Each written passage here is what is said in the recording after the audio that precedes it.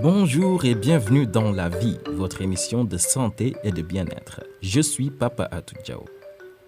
Aujourd'hui, dans ce nouveau numéro de La Vie, nous allons parler d'un produit qui s'est imposé dans la cuisine africaine au point de devenir incontournable. Il s'agit du bouillon industriel de cuisine.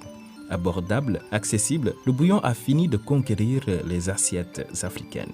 Cependant, leur utilisation suscite quelques questions de la part de spécialistes de la santé. Ils jugent ces bouillons industriels très salés. Or, justement, selon l'Organisation mondiale de la santé, 2,5 millions de décès pourraient être évités si la consommation de sel était ramenée au niveau recommandé. Toujours selon l'OMS, les apports excessifs en sel contribuent à l'hypertension artérielle et accroissent le risque de cardiopathie et d'accident vasculaire cérébral. Pour avoir plus de détails sur ces bouillons industriels, écoutons ce reportage réalisé à Dakar, au Sénégal, par Rose-Marie Bouboutou. C'est un geste que nous faisons au quotidien dans nos cuisines, mais que contiennent réellement les bouillons de cube et quels sont les dangers pour la santé? Nous nous sommes rendus au marché Castor, l'un des plus populaires de Dakar, pour rencontrer le professeur Traoré, un nutritionniste, qui va tout nous expliquer.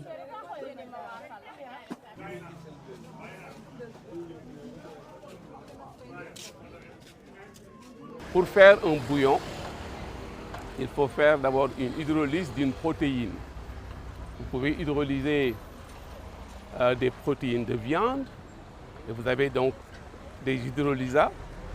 Et dans les hydrolysats, vous ajoutez le glutamate de sodium.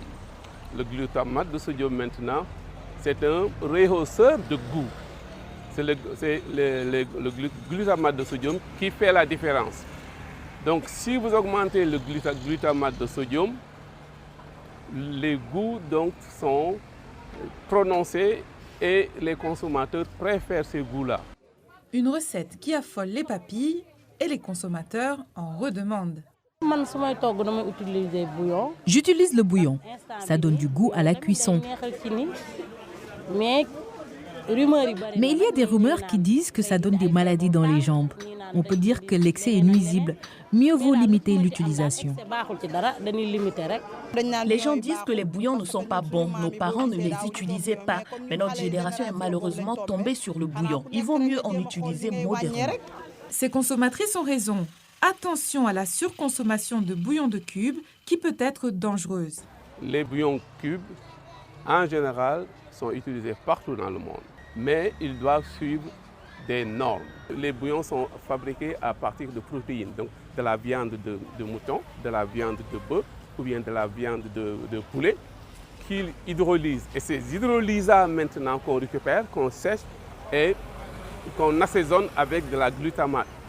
Quand la concentration de glutamate est supérieure et n'est pas conforme aux normes autorisées, vous avez des problèmes de santé publique. BBC Afrique. Merci beaucoup à Rose-Marie que nous allons retrouver dans quelques instants.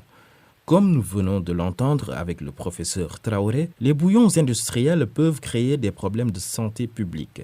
Le Sénégal, un des pays dont la population raffole de bouillons industriels, a décidé de réglementer les composants en limitant la teneur en sel de tous les bouillons cubes à 55%. Retrouvons donc Rose-Marie Bouboutou qui nous explique comment la surconsommation de bouillons industriels peut agir sur le corps humain. Le glutamate de sodium est une substance que le corps connaît bien et fabrique naturellement. C'est un acide aminé non essentiel. Il agit dans le corps comme un neurotransmetteur, un messager chimique qui assure la transmission de l'information d'une cellule nerveuse à l'autre. Lorsque vous bougez, le glutamate de sodium active le courant électrique situé entre les cellules nerveuses qui permet le déclenchement des mouvements du corps. C'est comme si le glutamate appuyait sur l'interrupteur pour allumer la lumière. Pour arrêter la décharge électrique quand vous avez fini votre geste, un autre neurotransmetteur est chargé de venir fermer l'interrupteur, c'est le GABA, l'acide gamma-aminobutyrique. Le GABA vient bloquer l'action du glutamate quand l'action nerveuse est terminée. Si vous consommez trop de glutamate, l'équilibre des forces avec le GABA est brisé. Cela crée une hyperactivité des neurotransmetteurs qui peut à terme les détruire.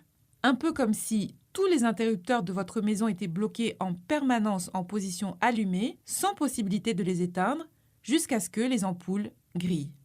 Ce déséquilibre chronique entre le GABA et le glutamate peut produire des problèmes de reins, de foie ou de l'encéphale, les structures nerveuses situées dans le cerveau, le cervelet et le tronc cérébral. Les normes européennes, actuellement, c'est 30 mg par kilogramme de poids. Donc si vous faites 100 kg, ça fait 3 grammes de glutamate par jour. Si vous regardez, il y a beaucoup de bouillons où ils vous mettent un cube pour 8 personnes. Quand on ne peut absolument pas s'en passer, quels sont les conseils pour bien utiliser les bouillons et en quelle quantité ?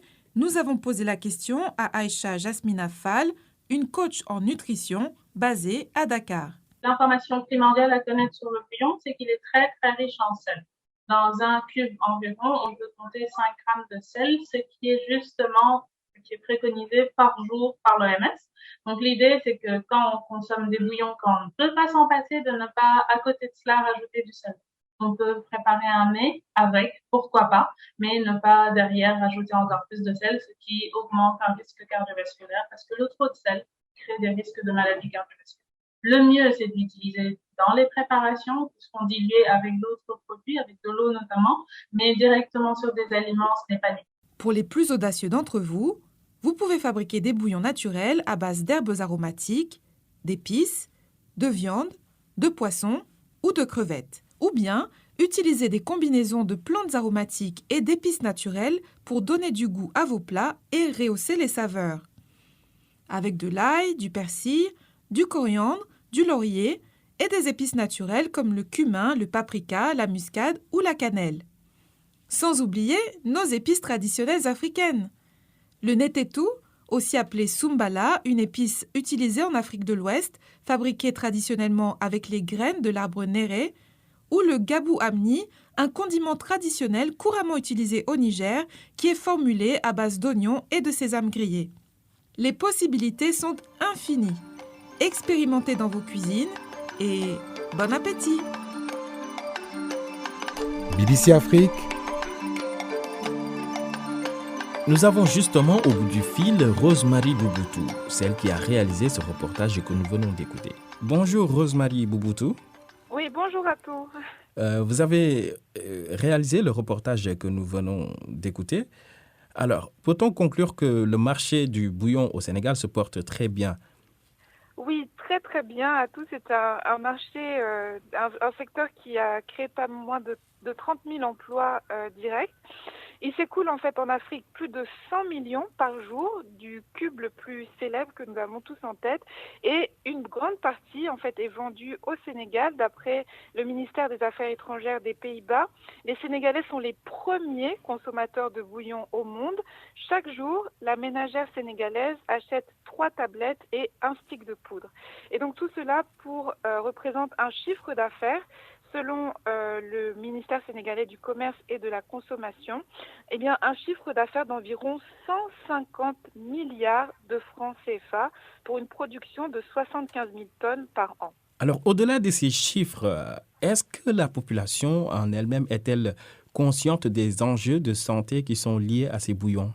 Alors, tout à fait, à tout. En fait, malgré la consommation qui ne semble pas diminuer, les personnes que l'on a pu interroger sur le marché Castor, lorsque nous avons réalisé ce reportage, la plupart étaient conscients malgré tout des dangers des bouillons et surtout des dangers de l'abus de bouillons, et essayer du coup de limiter au mieux leur consommation. Vous avez parlé de bouillons naturels. Est-ce qu'ils existent sur le marché et s'ils existent, est-ce qu'ils sont aussi accessibles que les bouillons industriels?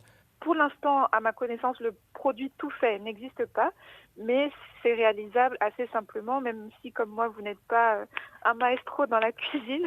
Vous pouvez tout de même ajouter quelques épices dans votre plat et voilà, et relever le goût. Merci beaucoup, Rosemary. Merci à tous. BBC Afrique. Nous arrivons au terme de notre émission. Merci à vous, chers auditeurs. Merci également à Rosemary Bouboutou. Et rendez-vous la semaine prochaine pour un nouveau numéro de La Vie. D'ici là, prenez soin de vous et à bientôt.